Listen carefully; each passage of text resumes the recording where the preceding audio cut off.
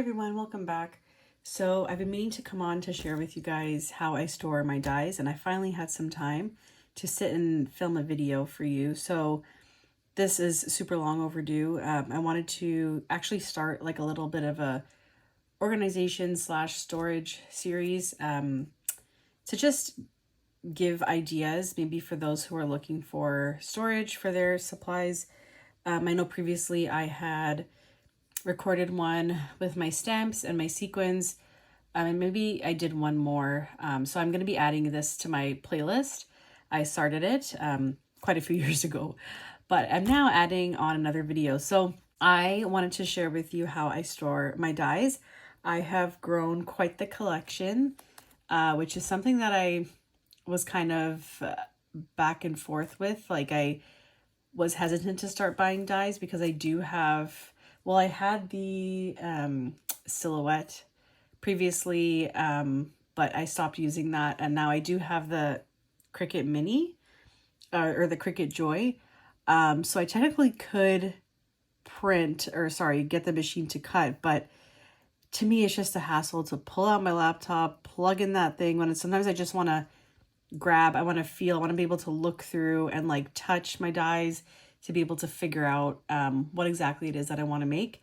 So yes, I do have both. I don't really use the Cricut that much, and because it is smaller, it does limit me. But anyways, off topic, I'm going to show you how I store my dies. So I had picked up these, they're supposed to be like photo albums.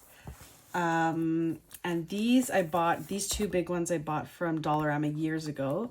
I probably didn't pay more than $2 for it. I think maybe at the time $1.25 or $1.50 probably at most.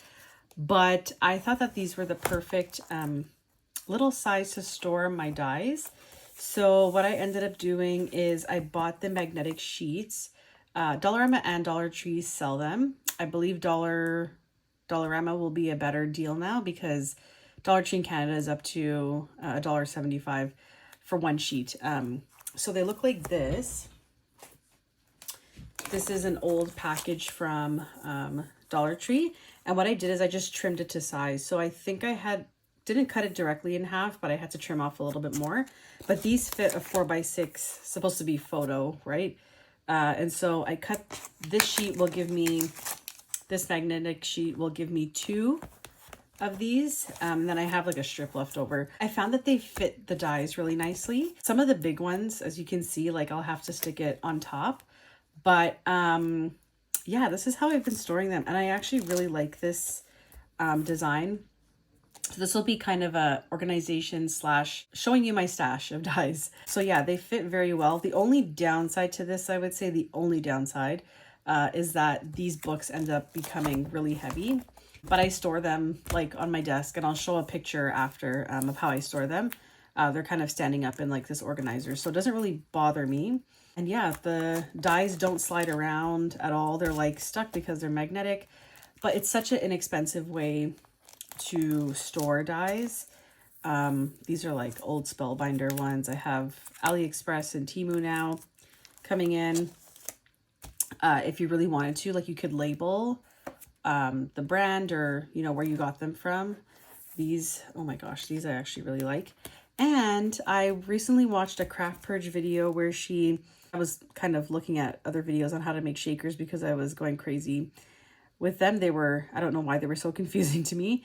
But with all of your nesting dies, you just take like one of the sizes and the next size up, and then you can actually make the frames. And I said, oh my gosh, well, I have a ton of nesting dies. This one I actually labeled nested shapes. And I said, oh my gosh, I can do that because I have so many nested dies. And you create the little frames, and then you just have to cut them out of foam. So I was super excited because I have a ton of nested. These were super old. Oh my gosh, these brown ones were Spellbinders, I believe. And I got them super cheap at Michael's. I think these were like part of the penny deals, which absolutely crazy. Seems like a lifetime ago. These, yeah, most of them I got from AliExpress back in the day. Some of them from Temu, but yeah, like super easy. Oh my gosh, I forgot I had this. And yeah, I mean, with time, like, you know, taking them out, putting them back in, sometimes they get a little torn, but to me, it's not a big deal. I could just tape them back. And like the sheets can get a little, you see, like dented and scratched, but really, it's not a big deal to me. I remember when Winners, and I think it was just Winners, they had like their little scrapbook section. I actually ended up getting some of these dies from there. Super cheap. I think like $1 for like these little ones, but I don't really use them. So yeah, this is my first book, and I ended up only filling them up on one side because, like I said, they do get pretty heavy. So ouch. That's the first book. I have shapes, tags, and banners.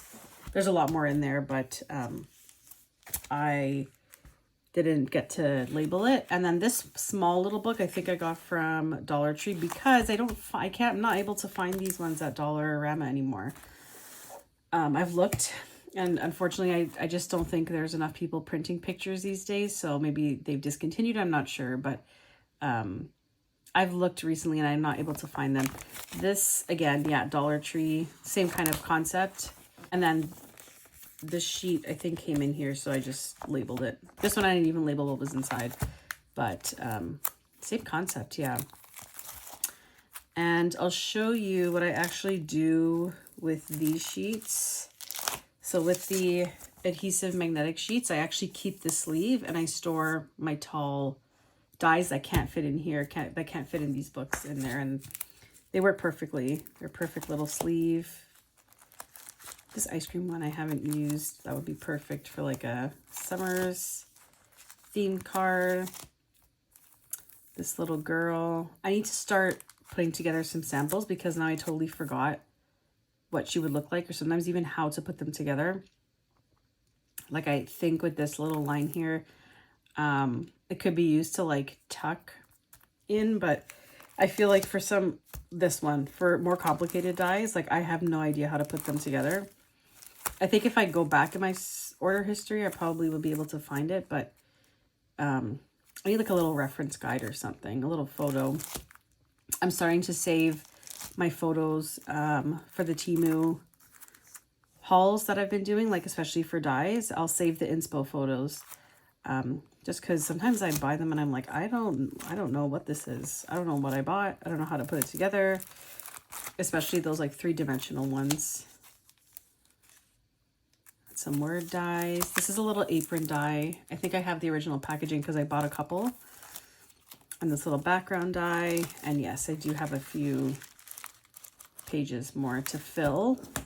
After that's full, like I'm not buying any more. I actually don't use all of these, so there's really no reason for me to buy more. This is my second biggest book. Florals and leaves in here. So I don't store my like holiday themed dies separately in those large bins. I keep all of my dies together just because then they'd be like loose and I have to find another way to store them now in the bins. So yeah, I have some like Christmas ones there, those ornaments. These are super old. Oh my gosh, but they create really cute flowers. I'll have to break that out again. See this here. This is poked through, so it's ripped, but I have to tape that up. This creates a really nice folded flower. Oh my gosh. It's like shopping your stash. This is probably the first book that I had because it's like pretty damaged. You can see. But lots of cute little dies that I have.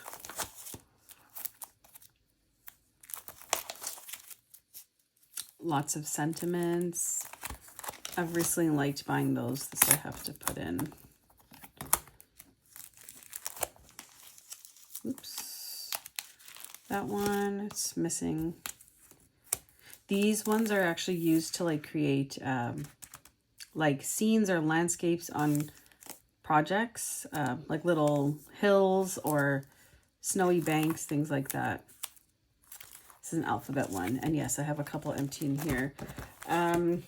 So like I was saying, with my larger dies, I've actually received or bought quite a few. This one creates a little crayon type box. I actually made it here for my swap. I put it together. It was this. I had to also watch a tutorial. What is going on here? There we go. And so I'll be including this in my swap that I'm doing for Halloween. Anyways, yeah. So my tall dies will go in the same sleeves that I bought the magnetic sheets from. This one, the mailbox die. These potions, I don't know why they're here. They technically should be in that book. And then this cute little one that I have yet to make. So those are my big ones. And then these ones, I believe they're actually, I bought them a while ago from Paper Smooches when Kim had closed down. I believe that's her name. These went super, super cheap. So I stocked up and I'll be putting them in like Happy Mail, things like that. These larger dies, I need to store properly, but these are when, oh my gosh, I bought these back when I was, this is a little like glassine bag type die, really cute. I bought those when I was gonna get married, and I was gonna try to make the invites. We ended up sending them out electronically because super short turnaround. And also some of the dies that I received in these Sizzix little like plastic folders, I end up keeping them here too. So yeah, all the pieces that go together. This one is a cute little book. Cute little like mini album from Sizzix. I have no idea where I even got this from. And then these random little ones are ones that I recently, you've seen in my last Temu haul, ones that I've bought. But yeah, I just wanted to come on here to show you guys what it looks like and really how inexpensive this is to put together. It's a collection of over a few years, but the storage is super easy. And I'm pretty sure that maybe Dollar Tree, you might be able to find them, or like even if you order this on AliExpress, I'm sure they still have that. So super cheap and inexpensive. I'll actually have to take a look to see how much they're selling the magnetic sheets for. Since Dollar Tree, their price is going up. And yes, and I'll just kind of show you briefly how I store them when I'm not using them. So just wanted to show you briefly how I store my books.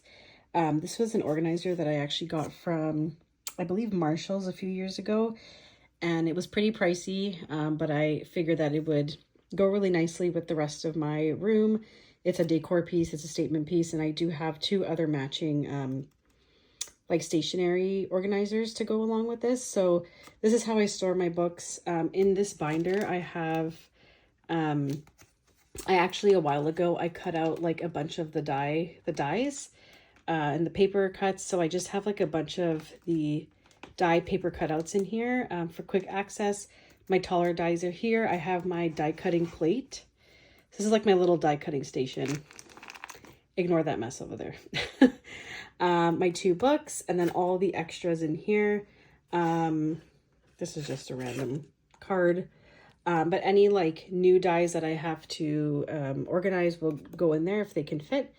And so yeah, I really like this little organizer. I think it's cute and it's readily accessible. I just have to grab my die cutting machine and then have all of my dies here. This is everything that I own ready to go. So yeah, just wanted to include that. Thank you guys so much for watching, and hope you have a good day. Bye-bye.